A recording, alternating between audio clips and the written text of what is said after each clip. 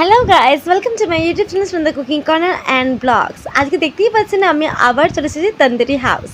আজকে কি ট্রাই করছি সেটা জানতে ভিডিওটাতে চোখ রাখুন। এই যে দেখুন, আজকে আমি নিয়ে নিচ্ছি বাটার মোমো নিয়ে নিলাম।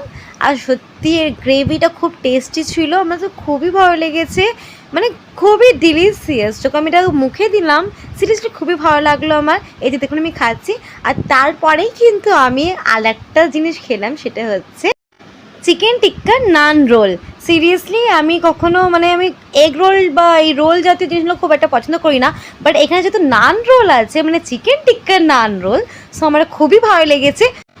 তো এই ইয়াম্মি ইয়াম্মি টেস্টি টেস্টি খাবারগুলো খেতে কোথায় আসতে হবে আপনাদেরকে?